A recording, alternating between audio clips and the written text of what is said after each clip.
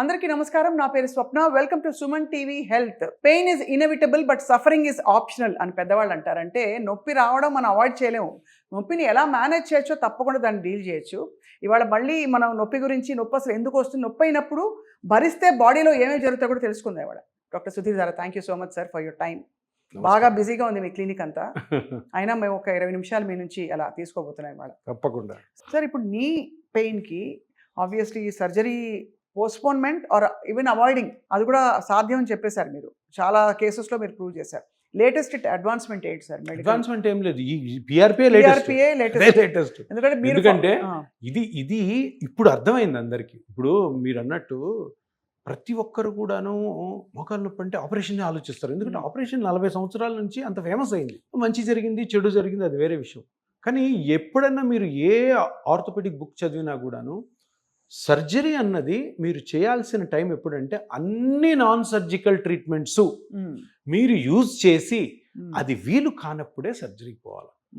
ఆ వాటిల్లో ఇప్పుడు ఏంటంటే సర్జరీ అంతా ఆల్మోస్ట్ ఈక్వల్ రిలీఫ్ ఇచ్చే ఒక టెక్నిక్ ఏంటంటే పిఆర్పి. ఇది కూడా అప్పటి నుంచి ఉంది. సో అది లేటెస్ట్ ఇప్పుడు. ఎందుకంటే దాన్ని జనాలు నమ్మడం మొదలు పెట్టారు. బికాస్ చాలా మంది మీద ఎఫెక్ట్ చూపించింది కాబట్టి ఇప్పుడు ఇన్ని పెయిన్ మేనేజ్మెంట్ సెంటర్స్ వచ్చాయి.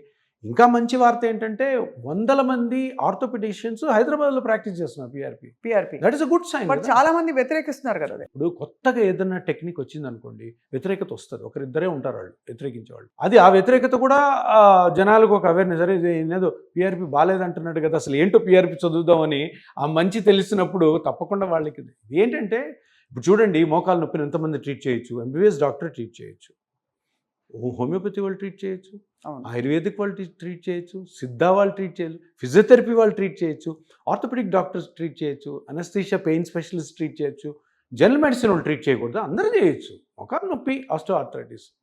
సో అది ఎవరన్నా చేయొచ్చు. కాకపోతే ఈ ఆర్థోపెడిక్స్లోని సర్జరీ బాగా ఫేమస్ అయింది. మంచి డాక్టర్స్ ఉన్నారు, బాగా చేసేవాళ్ళు ఉన్నారు. కానీ సర్జరీ అనగానే భయపడతాం మనం. సెకండ్ ఒపీనియన్ పోతాం. ఆ సెకండ్ ఒపీనియన్లో ఇంతకుముందు మిగతా ఏవైతే నేను చెప్పానో అవన్నీ కూడా అంత ప్రాచుర్యం పొందలే. పిఆర్పి పొందింది. ఎందుకంటే పిఆర్పి అన్నది న్యాచురల్గా చేసేది, చిన్న ఇంజెక్షన్తో చేసేది, దాంతో మంచి ఎఫెక్ట్ ఉందని ప్రూవ్ అయిపోయింది లాస్ట్ 8 years. సో అందుకని ఎవరన్నా కానీ ఇది అవేర్నెస్ మనం క్రియేట్ చేసి చెప్పేది ఏంటంటే మీరు పిఆర్పి అన్న దాని గురించి తెలుసుకోవాలి. ఓకే, పిఆర్పి అన్నది సేఫెస్ట్ కాబట్టి తప్పకుండా మోకాళ్ళు ఆస్టియోఆర్థరైటిస్ ఇది ట్రై చేయొచ్చు. ఇది అఫోర్డబుల్గా అందరికీ అందుబాటులో ఉంటుందా డాక్టర్ సుధీర్ గారు? ఎస్. ఇప్పుడు మనం దేంతో కంపేర్ చేసుకుంటాం? అఫోర్డబిలిటీ అంటే కంపారిజనే కదా. అవునవును. సర్జరీ ఇప్పుడు ఎక్కువ మంది సర్జరీతో పోలిస్తే 1/4 కంటే తక్కువ ఉంది, 20% తక్కువ ఉంటుంది. అది డిపెండ్స్ ఆన్. ఇప్పుడు ఒక స్టేజ్లో ఉన్న వాళ్ళకి ఒక ఇంజెక్షన్తోనే పోవచ్చు, ఒక స్టేజ్లో ఉన్న వాళ్ళకి 3-4 పట్టచ్చు, 2. కాకపోతే ఇక్కడ మన మేజర్ పాయింట్ ఏంటంటే ఈ అఫోర్డబిలిటీ కంటే హాస్పిటల్ స్టే ఉండదు. కరెక్ట్. ఆ ట్రామా ఉండదు ఫస్ట్. అసలు కోతలు గీతలు ఉండవు. ఇంజెక్షన్ చేసుకోవడము, మన ప్రికాషన్స్ చెప్పినవి ఇంట్లో చేసుకుంటా ఉండడం. డౌన్ టైం అసలు ఏమి ఉండదు. అండ్ ఇంకొకటి పేషెంట్ పార్టిసిపేషన్ కూడా ట్రీట్మెంట్ చాలా బాగుంటుంది. చిన్న ఇంజెక్షన్ కదా, వెళ్ళి వేసుకుందాం, ఎఫెక్ట్ మంచిగా వచ్చినప్పుడు వాళ్ళు ఇంకా హ్యాపీ అయిపోతారు అనమాట. అంత పెద్ద ఆపరేషన్ నేను ఆలోచించి దాని ఆల్టర్నేటివ్ తీసుకుంటూ నాకు ఇంత మంచి జరుగుతుందన్న ఆనందము. అండ్ ఆల్సో ఈజీ, ఇంటికి వెళ్ళి పనులు చేసుకోవచ్చు. సరే, ఎవరైనా మోకాలు నొప్పితో మీ దగ్గరకు వచ్చారు, సరే కారణాలు ఏమైనా మీరు పెయిన్ తగ్గిస్తారని చెప్పారు. సో ముందు వాళ్ళ ఎక్స్రేలు తీసాక ఏ కండిషన్ ఉంటే ఎలా కనిపిస్తే మీకు ఓకే పిఆర్పి చేద్దాం అని చెప్తారు? అది కాకుండా ఇంకేం టెక్నిక్స్ మీరు సజెస్ట్ చేస్తారు? ఓకే పిఆర్పి నీకు అవసరం లేదు, బట్ ఇది షార్ట్ టర్మ్ అనిపిస్తుంది, ఇది చేద్దాం అలా. ఇప్పుడు ఇది మంచి క్వశ్చన్. ఎందుకంటే చాలామంది ఇదే అడుగుతుంటారు. కానీ ఈ క్వశ్చన్ పేషెంట్ నన్ను అడగడు, నేను చెప్పే పరిస్థితుల్లో కూడా లేను. ఎందుకంటే పేషెంట్స్ ఇప్పుడు ఎట్లా వస్తున్నారంటే, సార్ నాకు మోకాలు నొప్పి ఉంది, మీరు పిఆర్పి చేస్తానని విన్నాను, పిఆర్పి చేస్తారా లేదు? అలా వాళ్ళే అడిగేస్తారు. వాళ్ళు నాకు వేరే ట్రీట్మెంట్ చెప్పండి, నాకు మోకాలు నొప్పి ఉంది కాబట్టి ఏ ట్రీట్మెంట్ అవైలబుల్గా ఉన్నాయి, నేను ఏ ట్రీట్మెంట్ పోవచ్చు అన్న కాలం పోయింది. పేషెంట్స్ చూజీగా ఉన్నారు. వాళ్ళు మనకు ఆప్షన్ ఇస్తారు, మనం ఆప్షన్ ఇవ్వట్లే వాళ్ళకి. ఎందుకంటే నా పర్సనల్ ఎక్స్పీరియన్స్ తోటి స్టార్టింగ్ డేస్లో ఇలా ఉండేది. తర్వాత ఇప్పుడు ఏమైందంటే అందరికీ, ఇప్పుడు చాలామంది ఆర్థోపెడిక్ డాక్టర్స్ చేస్తున్నారు, చాలామంది పెయిన్ స్పెషలిస్ట్ చేస్తున్నారు. వాళ్ళందరికీ వెళ్ళేదంటే, సార్ నాకు డయాగ్నోస్ అయిపోయింది, ఎక్స్రే అయిపోయింది, మోకాలు అరిగిపోయింది అన్నారు, గుజ్జు అరిగిపోయింది అన్నారు, నొప్పి భరించలేకపోతున్నాను, మందులు వాడాను, అది వాడాను, ఇది వాడాను, స్టెరాయిడ్ వేసుకున్నాను, హైల్యూరోనిక్ యాసిడ్ వేసుకున్నాను, మీరు పిఆర్పి చేస్తారా లేదా? అది అది ఇప్పుడు జరుగుతున్న సినారీ నా దగ్గరకు వచ్చి పేషెంట్స్ మాట్లాడే విధానం. కానీ ఒక విషయం ఏంటంటే ఇన్ కేసు అన్నీ చేసి టాబ్లెట్స్ అయిపోయి, ఫిజియోథెరపీ అయిపోయింది, ఇంట్రాఆర్టికులర్ స్టెరాయిడ్ అయిపోయింది, జెల్ అయిపోయింది, పిఆర్పి కూడా ఎక్కడన్నా తీసేసుకున్నారు, అక్కడ పిఆర్పి సరిగ్గా జరగకపోతే నన్ను పిఆర్పి అడిగితే నేను చేస్తాను, ఇవన్నీ అయిన తర్వాత కూడా ఇన్ కేస్ పేషెంట్ నా దగ్గరకు వచ్చి సార్ ఇవి చేయించుకున్నాను సార్ మరి తగ్గలేదు సార్ అంటే తప్పకుండా సర్జరీకి మనం సజెస్ట్ చేయాలి. కానీ ఓన్లీ వన్ ఇండికేషన్ ఇవన్నీ అయ్యాకే. సో యాక్చువల్లీ లెక్క ప్రకారం అక్కడికి వెళ్ళి వర్కౌట్ అవ్వలేదని రావడం కంటే మీ దగ్గరకు వచ్చి ముందు నొప్పి వచ్చింది తగ్గించని చెప్పి వెళ్ళడం లాజికల్. అంటే ఏంటంటే ఒక పేషెంట్ వచ్చిన తర్వాత కరెక్ట్ అసెస్మెంట్ ఇంపార్టెంట్. అదే కరెక్టే. అంటే ఏ స్టేజ్ లో ఉన్నారు వాళ్ళు, ఏ స్టేజ్ లో ఉన్నారు, వాళ్ళ ఏజ్ ఏంటి, వాళ్ళు చేయాల్సిన పనులు ఏంటి, వాళ్ళు ఏ పనులు చేయొచ్చు చేయకూడదు, వాళ్ళ మెంటాలిటీ ఎలా ఉంది. కొంతమంది 35 years ఫీమేల్స్ వస్తారండి, మొక్కలు పూర్తిగా అరిగిపోయి ఉంటుంది. ఎలా అరుగుతాయి సార్ అంత తొందరగా? తెలియదు, అంతే, ఇంకా జెనెటిక్ అది, మనం ఎవరు ఏం చేయలేము. సో 35 years కలిపి మామూలు పనే చేస్తుంటారు ఇంట్లో హౌస్ వైఫ్. వాళ్ళు వచ్చి నొప్పి అంటే ఏం ఆప్షన్స్ ఉన్నాయి? పెయిన్ కిల్లర్స్, ఫిజియోథెరపీలు అన్నీ అయిపోయి ఉంటాయి. ఇంజెక్షన్ జెల్ వేసి ఉంటారు, స్టెరాయిడ్స్ కూడా వేసేసి ఉంటారు ఊళ్ళలో. ఇప్పుడు తప్పకుండా పిఆర్పి అన్నది బెస్ట్ ఆప్షన్. అందుకని సర్జరీ పోలేరు కదా, 60 years వరకు సర్జరీ చేయకూడదు. చేయకూడదా?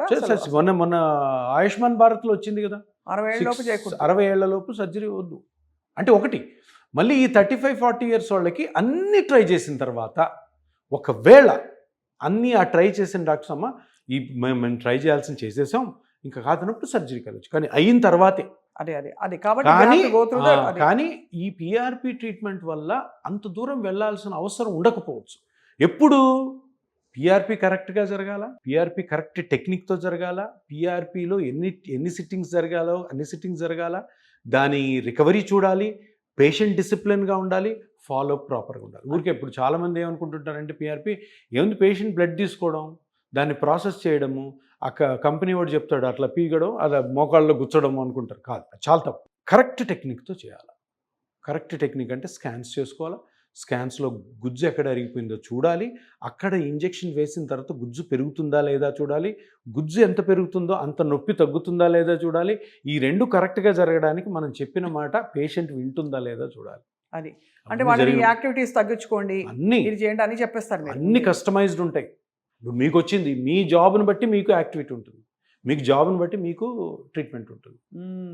ఇది చాలా ఇంపార్టెంట్. అంత కష్టమైన చాలా చోట డాక్టర్ల దగ్గర ఫెయిల్ అవుద్ది పిఆర్పి, ఎందుకంటే ఇవన్నీ పాటించరు.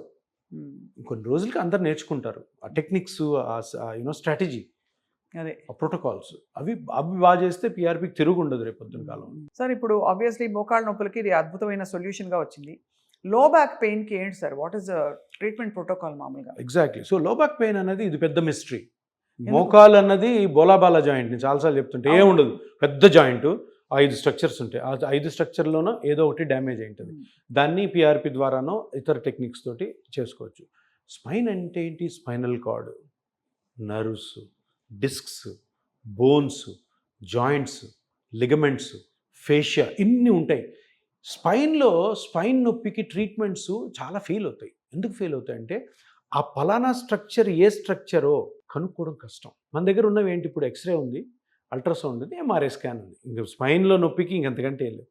వీటిల్లో ఇన్ కేస్ మజిల్ ప్రాబ్లమా, లిగమెంట్ ప్రాబ్లమా, డిస్క్ ప్రాబ్లమా, నర్వ్ ప్రాబ్లమా, బోన్ ప్రాబ్లమా, జాయింట్ ప్రాబ్లమా, ఇన్ని స్ట్రక్చర్స్ని ఐడెంటిఫై చేసే టెక్నిక్స్, ఇన్వెస్టిగేషన్స్ లేవు. ఎంఆర్ఐలు అన్నీ కనపడవు. అవునవును.